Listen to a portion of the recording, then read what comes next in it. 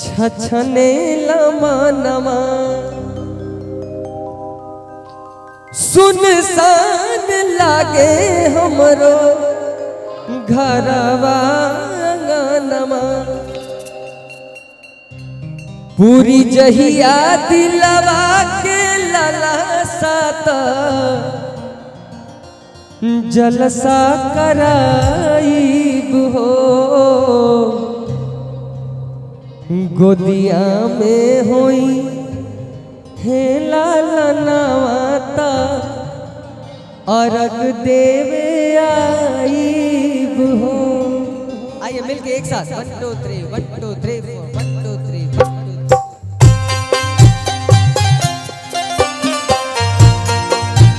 बोलिए छठी मैया की।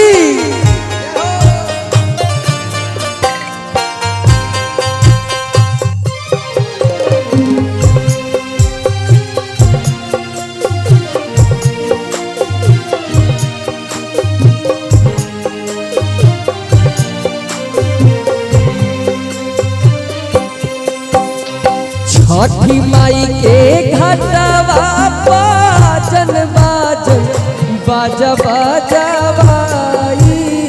हो। छठी माई के घटवा बाजन बाजन बाजा बाजावाईब हो गोदिया में होई हे बालकवा अर्घ देवे गोदिया में होई हे बालकवा अर्घ देवे आईब हो। छठी माई के घटवा बाजन बाजन बाजा बाजावाईब हो। छठी माई के घटवा बाजन बाजन बाजा बाजावाईब गोदिया में होई हे बालकवा अर्घ देवे आईब हो। गोदिया में होई हे बालकवा छठी घाटे आईब हो।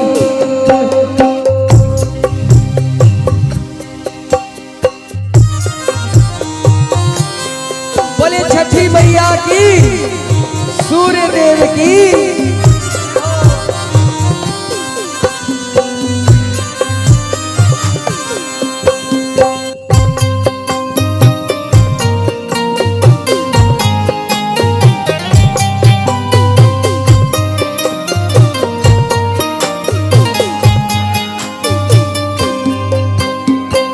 एक दलालन बिना छछने लमानवा सुनसान लागे हमरो घरवा आंगनवा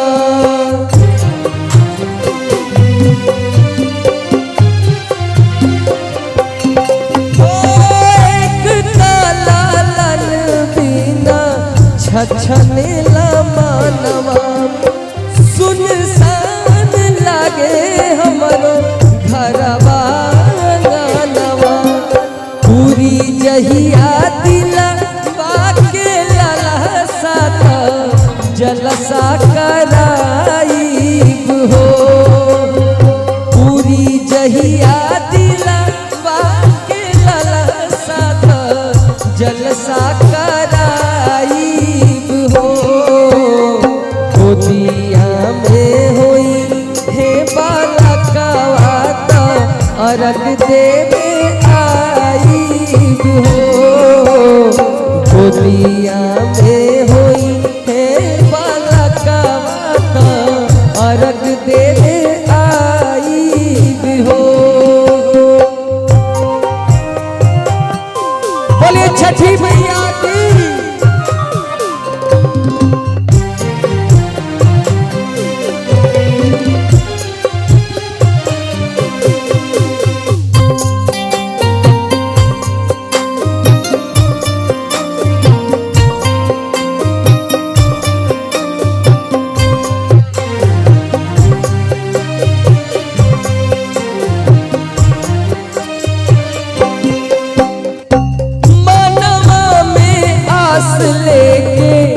रोवेले बजनिया कहिया बसैबू छठी माई हमारो दुनिया।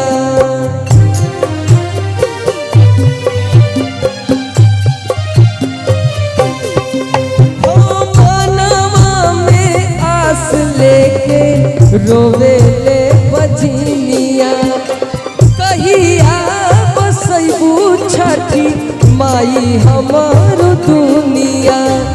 धीरज विजय के बुलाई भी गीतिया गवाई भी हो। धीरज सतीसा के बुलाई भी गीतिया गवाई भी हो। गोदिया में होई हे बालकवाता अरग देवे आई भी हो। गोदिया में होई हे बालकवाता अरग देवे आई भी हो। छठी माई के घाटा बाबा जन बाजन बाजा बाजा बाई भी हो। छठी माई के घाटा बाबा जन बाजन बाजा बाजा बाई भी हो। गोदिया में होई हे बालकवाता अरग देवे आई भी हो। गोदिया में होई हे बालकवाता अरग देवे आई भी हो। गोदिया में होई हे बालकवाता अरग देवे आई भी हो। गोदिया में होई हे बालकवाता अरग देवे आई भी हो।